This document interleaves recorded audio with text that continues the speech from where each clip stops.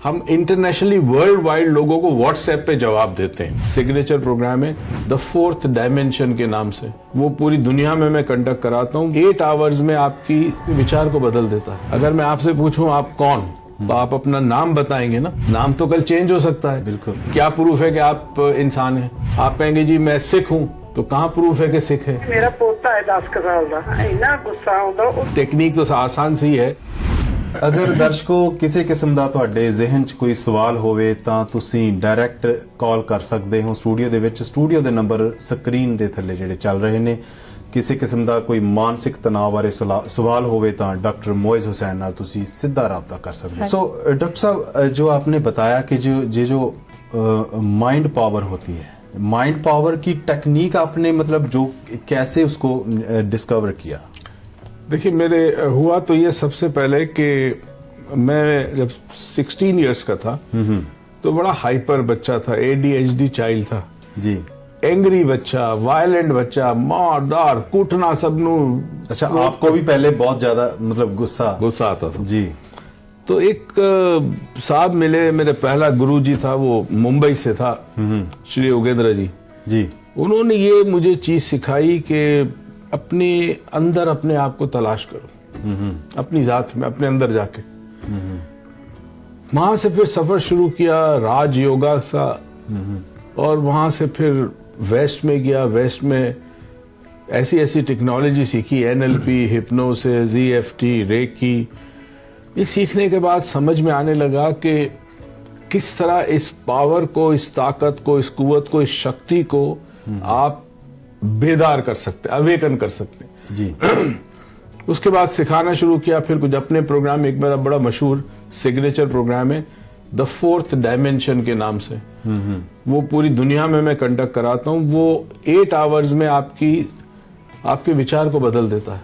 विचार और इंसान जो कुछ है उसकी सोच है। देखिए ना, अगर मैं आपसे पूछूं आप कौन, तो आप अपना नाम बताएंगे ना, मगर आप नाम तो नहीं है। नाम तो कल चेंज हो सकता है। बिल्कुल। तो आप कहेंगे जी मैं शरीर हूं, मैं मनुष्य हूं, तो भाई क्या प्रूफ है कि आप इंसान हैं? कोई प्रूफ नहीं, माथे पे लिखा है। आप कहेंगे जी मैं सिख हूं, तो कहां प्रूफ है कि सिख है? आप नहीं है ना। ये तो आपने कपड़े पहने हैं, मगर प्रूफ क्या है? तो अगर आप हिंदू हैं, मुसलमान हैं, सिख है, ईसाई है, वो आप अपने थॉट में है, सोच में। जी डॉक्टर साहब, एक फोन कॉल ले लें, उसके बाद बातचीत। जरूर जी। सत श्री अकाल जी। सत श्री अकाल जी, की सवाल है जी ਤੁਹਾਡਾ? ਜਿਹੜਾ ਪ੍ਰੋਗਰਾਮ ਚੱਲਦਾ ਉਹਨਾਂ ਨੂੰ ਮਿਲਿਆ ਮੇਰਾ ਫੋਨ? ਹਾਂਜੀ ਹਾਂਜੀ। ਅੱਛਾ, ਮਾੜੀ ਜਿਹੀ ਆਵਾਜ਼ ਘਟਾਇਓ ਫਿਰ ਉਹਨਾਂ ਨੂੰ।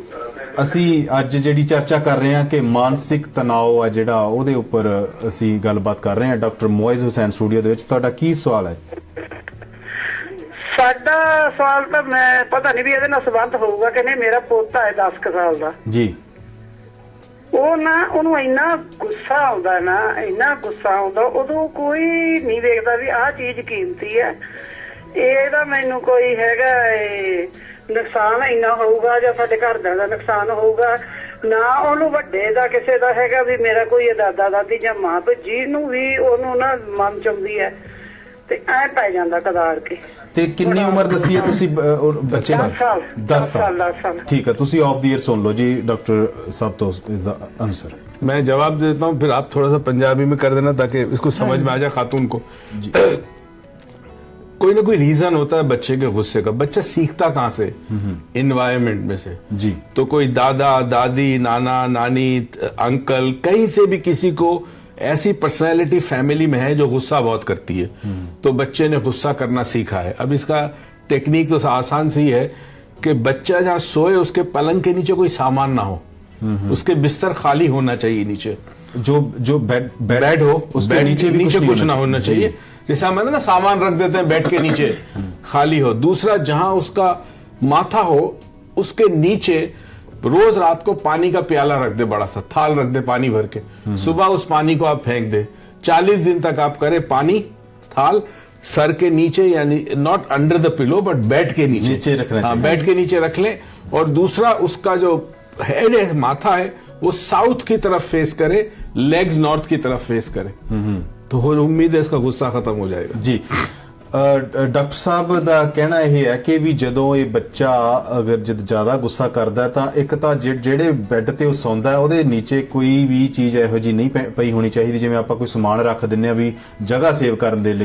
ਤੁਸੀਂ ਸਿਰਫ ਤੇ ਸਿਰਫ ਪਾਣੀ ਦਾ ਇੱਕ ਜਿਹੜਾ ਡੋਂਗਾ ਜਾਂ ਦਾਲ ਭਰ ਕੇ ਰੱਖਣਾ ਹੈ ਜੀ। ਇਹ 40 ਦਿਨ ਸਰਾਣੇ ਵਾਲੇ ਪਾਸੇ ਰੱਖਣਾ ਜੀ, ਤਾਂ ਕਿ ਉਹਨੂੰ ਜਿਹੜਾ ਨਾ ਉਹਦੀ ਠੰਡਕ या ਉਹਦੇ ਅਸਰਾਤ नहीं नीचे रखना है, थल्ले रखना है, थल्ले पर सराने वाले पास। बट ठंडक से कोई ताल्लुक नहीं है, कोई और रीजन है इसका जी। एक डॉक्टर साहब मैंने ये भी सुना है कि ये जो पानी की ताकत होती है उसमें उससे जो नेगेटिविटी से पॉजिटिविटी की तरफ जाना है, जो उसके बारे में थोड़ा बताएं। पानी पे डॉक्टर इमाटो ने एक जैपनीज है, उसने एक रिसर्च की है जो यूट्यूब पे मिल जाएगा आपको, मैसेज फ्रॉम द वाटर जी। मैसेज फ्रॉम द वाटर के नाम से डीवीडी है, message from water, message from the water. उसमें ये कहता है कि डॉक्टर साहब एक फोन कॉल और ले ली, उस तो बाद आप जारी रखते हैं जी। सत श्री अकाल जी। ਸਤਿ ਸ੍ਰੀ ਅਕਾਲ ਜੀ। ਜੀ ਜੀ ਕੀ ਸਵਾਲ ਹੈ ਜੀ ਤੁਹਾਡਾ? ਹਾਂਜੀ ਇਧਰ ਫੋਨ ਲਾਵਾਂਗੇ, ਮੈਨੂੰ ਬੈਲ ਪੈਂਦਾ ਮੈਂ ਤੁਸੀਂ ਜਲਦੀ ਸਵਾਲ ਦੱਸੋ ਤਾਂ ਫਿਰ ਅਸੀਂ ਪ੍ਰੋਗਰਾਮ ਅੱਗੇ ਵਧਾਈਏ ਜੀ। ਹਾਂਜੀ ਬਾਕੀ ਤੁਸੀਂ ਐਂ ਕਰਿਓ, ਸਾਡੇ ਬੈਕ ਫੋਨ ਨਾ ਕਰਿਓ ਘਰੇ ਕਦੇ ਵੀ ਜੀ। ਹਾਂ ਮੇਰੇ ਹਸਬੈਂਡ ਨਾ ਸ਼ਰਾਬ ਵਾਲੀ ਪੀਂਦੇ, ਹਾੜਦੇ ਨਹੀਂ ਵੀ, ਪਤਾ ਨਹੀਂ ਕੀ ਗੱਲ ਵਾ, ਉਹਨਾਂ ਦਾ ਜਨਮ ਨਾ ਮੰਗਲਵਾਰ ਦਾ ਵਾ। ਹਾਂਜੀ ਚਲੋ ਤੁਸੀਂ ਆਫ ਦ ਏਅਰ ਸੁਣ ਲਓ ਜੀ। शराब पीते हैं और ट्यूसडे जी को एक फोन और कॉल है जी। अच्छा जी सत श्री अकाल जी। सत श्री अकाल जी। ਸਤਿ ਸ੍ਰੀ ਅਕਾਲ ਜੀ। ਜੀ ਕੀ ਸਵਾਲ ਹੈ ਜੀ ਤੁਹਾਡਾ? ਮੈਂ ਡਾਕਟਰ ਸਾਹਿਬ ਦਾ ਜੋ ਪ੍ਰੋਗਰਾਮ ਚੱਲ ਰਿਹਾ ਜੀ ਜੀ ਮੈਂ ਉਹਨਾਂ ਨਾਲ ਗੱਲ ਕਰਨੀ ਚਾਹੁੰਦਾ ਸੀ। ਜੀ ਜੀ ਬੋਲੋ ਜੀ, ਉਹ ਸੁਣ ਰਹੇ ਨੇ। जी जी कहिए। ਮੈਂ ਪੁੱਛਿਆ ਸੀ ਵੀ ਮੈਂ ਵੀ ਇਸ ਜਿਹੜੀ ਚੀਜ਼ ਹੈ ਨਾ ਇਹਨੂੰ ਕਾਫੀ ਮਤਲਬ ਸਟੱਡੀ ਕਰਕੇ ਸਮਝ ਗਿਆ, ਪਰ ਜਿਹੜਾ ਨਾ ਉਹ ਕਰਦਿਆਂ ਇਸ ਵਕਤ ਮੈਂ ਬੜਾ ਡਾਇਰੈਕਸ਼ਨਲੈਸ ਜਿਹਾ ਫੀਲ ਕਰਦਾ। ਇਹਦਾ ਕੀ ਕਾਰਨ ਹੋ ਸਕਦਾ? जी जी बिल्कुल इसका जवाब देंगे डॉक्टर साहब, तुसी ऑफ द एयर सुन लो जी। बहुत बहुत मेहरबानी जी। डॉक्टर साहब पहले तो हम उसके बारे में डिस्कशन करें कि जो उनका जो हस्बैंड है कि वो बहुत ज्यादा जो अच्छा देखिए, अगर शराब बहुत ज्यादा पीता है तो एल्कोहलिक तो नहीं है। शराब पीना और एल्कोहलिक होना फर्क है।